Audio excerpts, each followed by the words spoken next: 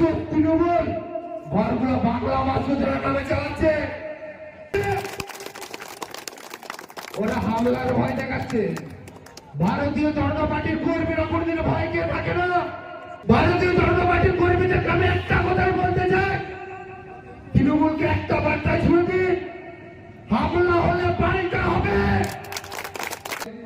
সে চোখ তৃণমূল ঘরগুলো বাংলা মাসুদের নামে চালাচ্ছে, অথচ ব্যাংক থেকে সাধারণ মানুষের ঘরের টাকাগুলো নিয়ে নেমে আস্তে আস্তে 10,000 20,000 করে ছিনতাই করছে। রাতের বেলার ঘুম কেড়ে নেব, সাবধান করে দিলাম তৃণমূলকে।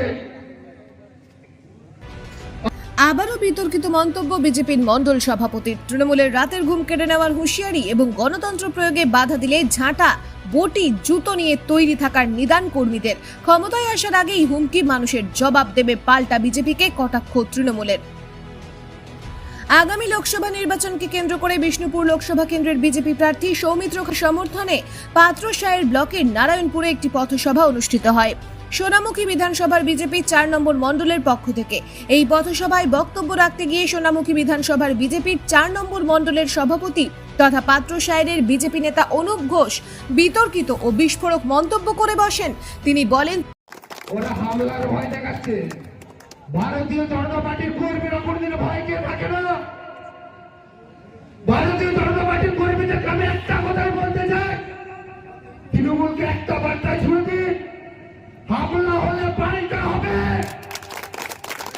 প্রধানমন্ত্রী আবাস যোজনা ঘর দিয়েছে, সে চোখ তৃণমূল ঘরগুলো বাংলা আবাস যোজনার নামে চালাচ্ছে, অথচ ব্যাংক থেকে সাধারণ মানুষের ঘরের টাকাগুলো নিয়ে নেমে আস্তে আস্তে 10,000 20,000 করে ছিনতাই করছে।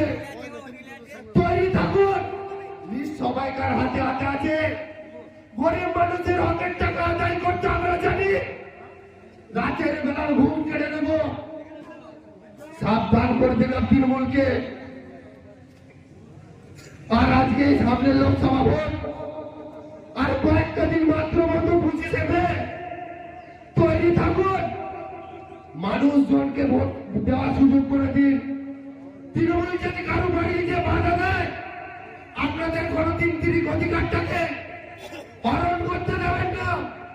যদি আপনাদের গণতান্ত্রিক অধিকারটাকে হরণ করতে থাকে, তাহলে বাংলার বাবুদের ইজ্জত কারো সম্মান থাকবে না। তাই নিজেদের অধিকার ব্যবহার রাখার জন্য ঝাঁটা ভুটি জুতো নিয়ে তৈরি থাকুন। আপনার গণতান্ত্রিক অধিকারটা যদি কেড়ে নেয়, ভোট দেওয়ার অধিকারটা যদি কেড়ে নেয়, পাল্টা জবাব দিন জুতো ঝাঁটা দিয়ে। কেড়ে নেওয়ার হুঁশিয়ারি দিলেন, কি বলবেন, কেন এই বক্তব্য? দেখুন, বর্তমান পশ্চিমবঙ্গের যে পরিস্থিতি, আপনি হাঁসখালি থেকে সন্দেশখালি পর্যন্ত যান, মা বোনেদের ইজ্জত যেভাবে হরণ করছে, যে তৃণমূলের কয়েকটা পোষা গুন্ডা যেভাবে সন্ত্রাস দিনের পর দিনের সন্ত্রাস চালিয়ে যাচ্ছে। সামনে কিছুদিন আগে পঞ্চায়েত নির্বাচন গেল, পঞ্চায়েত নির্বাচনে আমি পঞ্চায়েত সমিতি জেলা পরিষদের একটা প্রার্থী ছিলাম। আমার ওপেন দেখতা বুথের মধ্যে তার স্লিপ কেড়ে নিয়ে বললো, কাকিমা আমরা ভোট এগেছে, আপনি ঘর চলে যান। এভাবে যদি মহিলাদের গণতান্ত্রিক অধিকারটা যদি হরণ করতে আরম্ভ করে, প্রশাসন নির্ভীক অবাক চোখে দেখছে।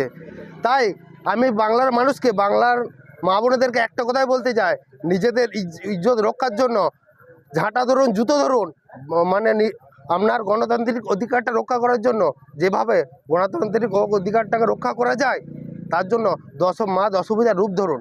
তাছাড়া এই তৃণমূল, এই সন্ত্রাস তৃণমূলকে কোনোরকমভাবে কোনোরকম কাজ কুপকাজ করা যাবে না। 4 তারিখের পর মা বোনদের উদ্দেশ্যে বললেন ঝাঁটা বটি নিয়ে তৃণমূলকে তাড়াতে, এটা ঠিক কেন? হিংসার রাজনীতি। দেখুন, 4 তারিখে যেভাবে মানে বাংলার মহিলাদেরকে ঘর থেকে তৃণমূল অনেক মা বোনকে টেনে এনে তাদেরকে যেভাবে নির্যাতন করেছে, বাংলার অনেক মানে জেলাতে যাবেন, অনেক ব্লকে যাবেন, যেভাবে বাংলার মা বোনেরা নির্যাতিত হয়েছে, তাদের প্রতিশোধ তারা নেবে। তাদের ইজ্জত তো তাদেরকে রক্ষা করতে হবে, তাদেরকে তো পাল্টা জবাব তো দিতে হবে, নাহলে আমাদের সে ভারতবর্ষের পরাধীনে পরিণত হবে। মা বোনদের গণতান্ত্রিক অধিকারটাই তো মানে ছিন্ন ভিন্ন হয়ে যাবে। তারা নিজেদের গণতান্ত্রিক অধিকার নিয়ে তারা লড়তে পারবে না। হ্যাঁ, আপনার নাম? Anup Ghosh, Sonamukhi Mondal for Mondal president. এটা বিজেপির কালচার, এটা মানুষ বুঝতে পারছে, মানুষ বুঝে। এরা ক্ষমতায় আসার আগেই যদি এরকম ভাবনা, এরকম তাদের যদি মানে ইয়ে হয়, তাহলে এরা যদি কোনোদিন ক্ষমতায় আসে তাহলে এরা যে কি করবে সেটা মানুষ সহজেই বুঝতে পারছে। এই জন্যই মানুষ এদেরকে প্রত্যাখ্যান করছে, এদেরকে মানুষ চাইছে না। এরা হুমকি, সন্ত্রাস এর একটা বাতাবরণ তৈরি করার একটা চেষ্টা করছে। গণতান্ত্রিক পদ্ধতিতে তৃণমূল কংগ্রেস ভোট করতে চায় এবং গণতান্ত্রিক পদ্ধতিতেই ভোট আমাদের এখানে হয়, সেটা যাতে করে না হয়, নির্বিঘ্নে না হয়, সেই জন্য বিজেপির একটা ফন্দি ফিকির, একটা ডামাডোল পরিবেশ তৈরি করে, একটা অশান্ত পরিবেশ তৈরি করে তারা একটা বাতাবরণ তৈরি করছে যাতে একটা বিশৃঙ্খলা হয় এখানে ভোটে। কিভাবে দেখছেন এই ধরনের মন্তব্যটাকে? এই ধরনের মন্তব্য, এটা ওদের শিষ্টাচার, এটাই ওদের কালচার। তারা এই কালচারই তারা অভ্যস্ত। এই কালচারটা আমাদের নয়, আমরা এই কালচারে বিশ্বাসী নই। আমরা মানুষের কাছে, মানুষের পাশে, মানুষের উন্নয়নের কথা বলি, এইভাবেই আমরা মানুষের পাশে থাকার চেষ্টা করি। নির্বাচন কমিশনারের দৃষ্টি আকর্ষণ করার চেষ্টা করবেন? হ্যাঁ, নিশ্চয়ই। এই ধরনের দিন যত এগিয়ে আসছে, ওরা যত বুঝতে পারছে যে আমাদের সময় খুবই খারাপ, চতুর্দিকে একটা আবহাওয়া তৈরি হয়ে গেছে, বিজেপি বিরোধী হাওয়া সারা ভারতবর্ষেই বইছে, সেখানে ওরা এখন এই সমস্ত সন্ত্রাস, এই সমস্ত বাতাবরণ তৈরি করার একটা চেষ্টা চালিয়ে যাচ্ছে। এটা ওদের একটা প্রক্রিয়া। আপনার নাম কি? দিব্যেন্দু ব্যানার্জি, সহসভাপতি, বিষ্ণুপুর সাংগঠনিক জেলা তৃণমূল কংগ্রেস।